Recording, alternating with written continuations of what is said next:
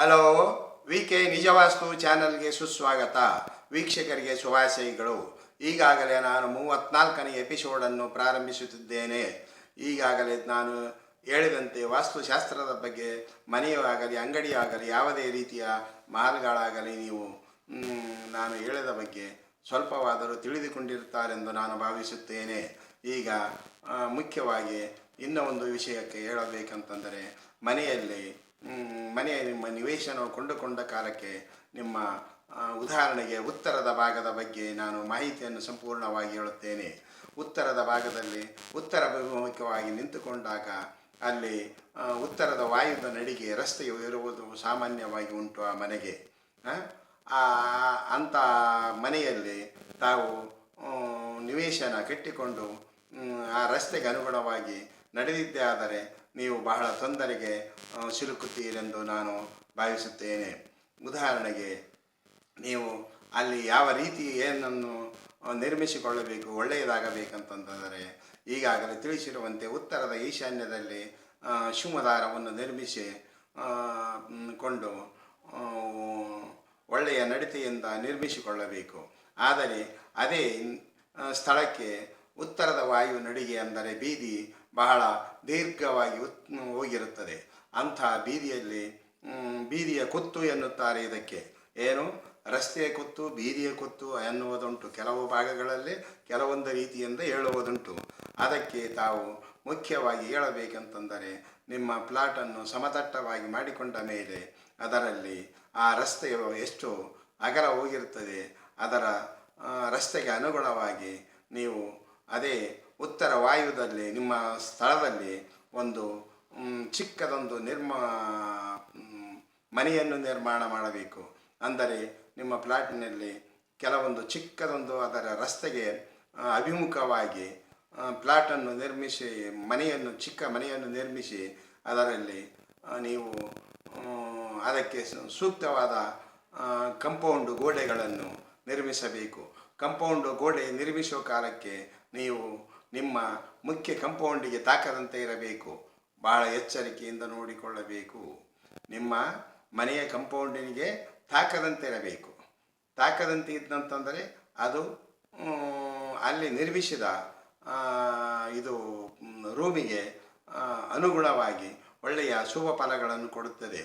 ಹೇಗೆಂದರೆ, ಅಲ್ಲಿ ಪ್ಲಾಟು ನಿರ್ಮಿಸಿದ ಕಾಲಕ್ಕೆ ಅಲ್ಲಿ ನೀವು ಒಂದು ರೂಮನ್ನು ನಿರ್ಮಾಣ ಮಾಡಿದ ಮೇಲೆ ಅದಕ್ಕೆ ಸರಿಯಾದ ದಿಕ್ಕಿನಲ್ಲಿ ಕಂಪೌಂಡ್ಗಳನ್ನು ನಿರ್ಮಿಸಬೇಕು. ಕಂಪೌಂಡನ್ನು ನಿರ್ಮಿಸಿ ಆವಾಗ ಪ್ಲಾಟನ್ನು ನೀವು ಇತರರಿಗೆ ಸೇಲು ಮಾಡಬೇಕು.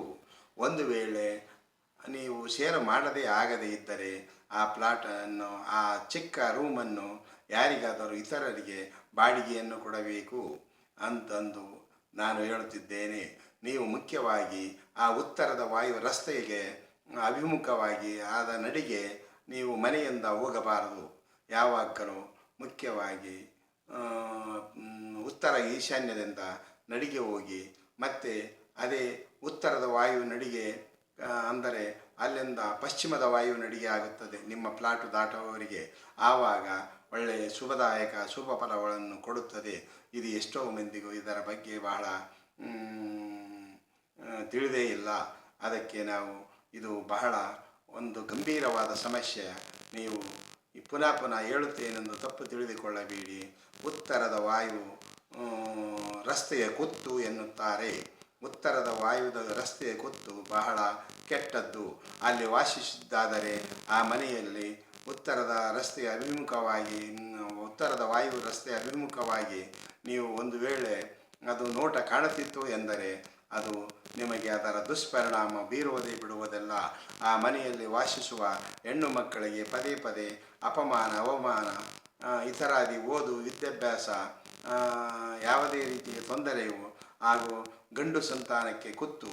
ಆಮೇಲೆ ಗಂಡು ಮಕ್ಕಳು ಅದರಲ್ಲಿ ವಾಸಿಸುವರು ಇಲ್ಲದ ದುರ್ಬುದ್ಧಿ, ದುರ್ಚಟಗಳಿಗೆ ಈಡಾಗುತ್ತಾರೆ. ಮನೆಯ ಒಡೆಯನು ಸಹ ಸರಿಯಾದ ರೀತಿಯಲ್ಲಿ ಇರುವುದಿಲ್ಲ.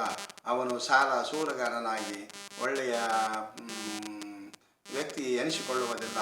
ಅದಕ್ಕೆ ನೀವು ಭಾಳ ಎಚ್ಚರಿಕೆಯಿಂದ ಇಲ್ಲಿ ಉತ್ತರದ ವಾಯು ಭಾಗದಲ್ಲಿ ನಿಮ್ಮ ಪ್ಲಾಟಿನಲ್ಲಿ ಒಂದು ಚಿಕ್ಕ ರೂಮನ್ನು ನಿರ್ಮಿಸಿ ಅದಕ್ಕೆ ಕಂಪೌಂಡನ್ನು ಹಾಕಿ ಅದನ್ನು ಇತರರಿಗೆ ಮಾರಾಟ ಮಾಡಿದರಂತೂ ಸಂಪೂರ್ಣ ದೋಷ ಮುಕ್ತವಾಗುತ್ತದೆ. ಒಂದು ವೇಳೆ ಇಲ್ಲಂದರೆ ಅದು ಉತ್ತರದ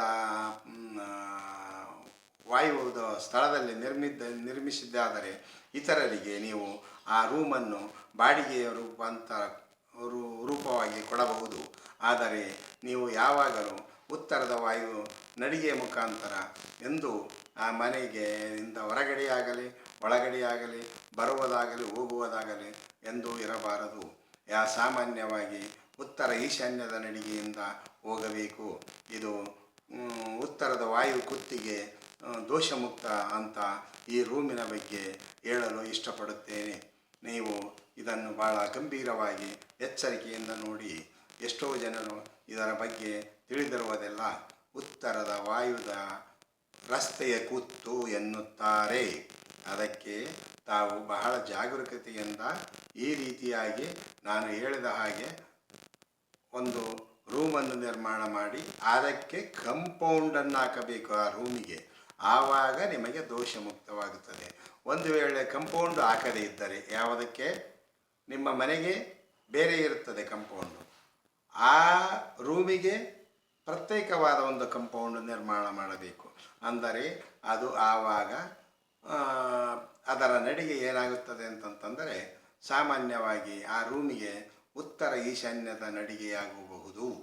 ಆವಾಗ ಅಲ್ಲಿ ವಾಸಿಸುವವರು ಸಹ ಚೆನ್ನಾಗಿರುತ್ತಾರೆ. ಏಕೆಂದರೆ ಅಲ್ಲಿ ಒಂದು ಚಿಕ್ಕದ ರೂಮ್ ಆಗಿರುತ್ತದೆ. ಆವಾಗ ಆ ರೂಮಿಗೆ ಅಲ್ಲಿ ಅಂಗಡಿಯಾಗಲಿ ಇತರರಾಗಲಿ ಜೀವಿಸಿದರೆ ಉತ್ತರ ಈಶಾನ್ಯದ ನಡಿಗೆ ಆಗುತ್ತದೆ ಆ ರೂಮಿಗೆ. ಆದರೆ ಇದೇ ನಿಮ್ಮ ನಿವೇಶನಕ್ಕೆ ಉತ್ತರದ ವಾಯುವಾಗುತ್ತದೆ. ಯಾಕಂದರೆ ನಿಮ್ಮ ಪ್ಲಾಟು ಬಹಳ ದೊಡ್ಡದಿದ್ದರೆ ಅಲ್ಲಿ ಉತ್ತರದ ವಾಯು ಆಗುತ್ತದೆ. ಇದು ಹೇಳಲಿಕ್ಕೆ ಸ್ವಲ್ಪದರಲ್ಲಿ ಮುಗಿಯುವಂಥ ವಿಷಯವಲ್ಲ.